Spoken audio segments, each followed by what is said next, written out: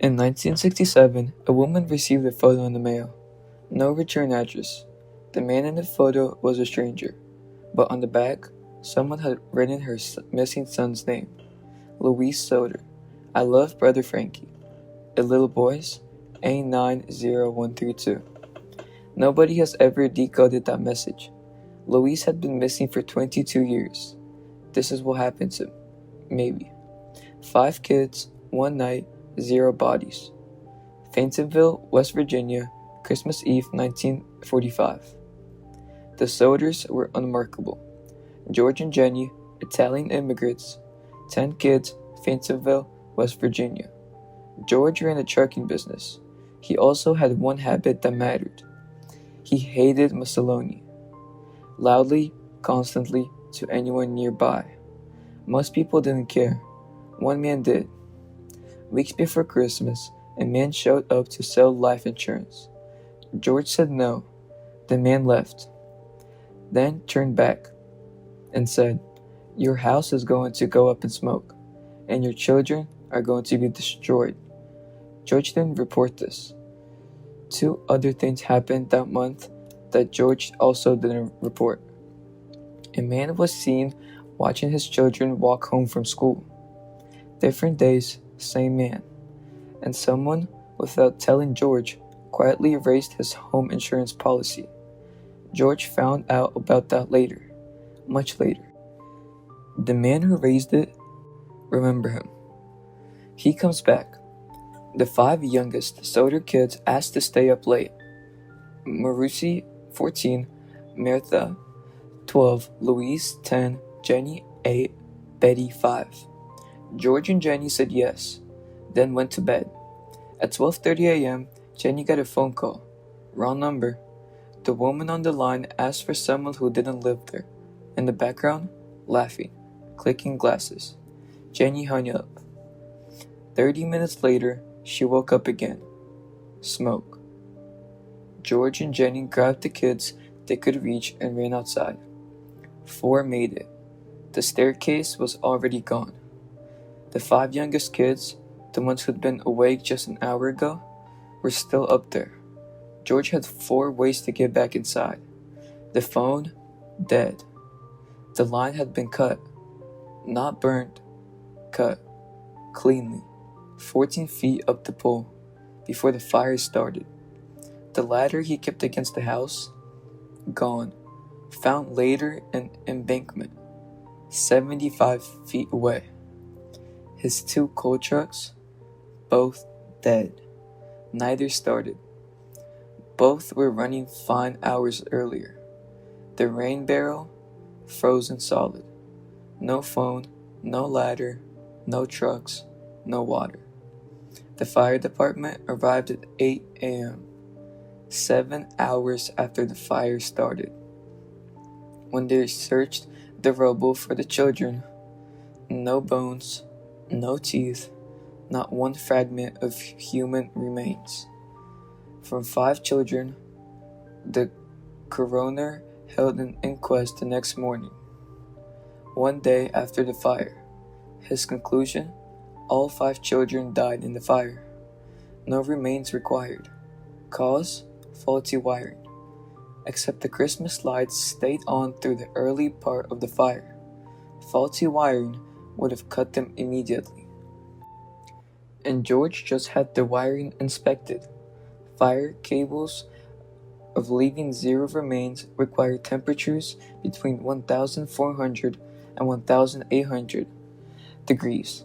The appliances in the Sodder basement survived. Death certificates were issued 6 days later. George was told to bury an empty box. He buried it. Then he went looking for the man who'd sold his neighbor life insurance. The Sodders hired a private investigator whose name was C.C. Tinsley. The first thing Tinsley found, the man who threatened George, "Your house will go up in smoke," was on the coroner's jury. The man who made the threat helped decide what caused the fire. He had also secretly raised George's insurance policy before the fire, without telling him. 1 man, 3 connections, 0 explanation. Tinsley also confirmed the phone line wasn't burned though. It was cut, deliberately, before the fire. Someone climbed the pole in the dark. Then the witnesses, a hotel employee, said she saw 5 children matching the Sodder kids' description. They were with 2 Italian-speaking men. A waitress in a nearby town said she served them breakfast, same morning. Both sightings alive, moving away from Fayetteville. The morning after they supposedly died, the FBI offered investigation. J. Edgar Hoover personally offered. He just needed local permission. Local authorities said no. Every lead went cold. Every single one. Until 1952, George built a billboard on the highway outside of Fayetteville. Photos of all 5 children. A $10,000 reward for information. It stood for years. Tips came from Missouri, Texas, Florida. Everyone went cold. Then, in 1967, Jenny got a letter. Inside, a photo of a man she didn't recognize. Around 30 years old. He looked like Louis Sodder would look, if Louis had grown up. On the back, Louis Sodder. I love Brother Frankie. A little boys, A90132. Nobody has decoded it. Little boys, unknown, A90132, unknown. Who sent it? Unknown. The family hired an investigator to find out who sent it. He disappeared with their money. George died 2 years later. Jenny tended a garden over the ashes until she died in 1989. 44 years. She kept the photo on her wall. 3 explanations. 1. They died in the fire. The investigation was fast and careless. Forensic science in 1945 was rough. Fires can destroy more than people expect. But the appliances survived. 5 children did not leave one fragment. 2. This was organized. George publicly criticized Mussolini and a town with Sicilian connections. Someone watched his children walk home from school. Someone raised his insurance without asking. Someone threatened him 3 weeks before the fire. That someone helped decide what caused the fire. That's not a coincidence. That's a pattern. 3. The children were taken before the fire started. The fire was set afterwards. Every obstacle George hit that night wasn't bad luck.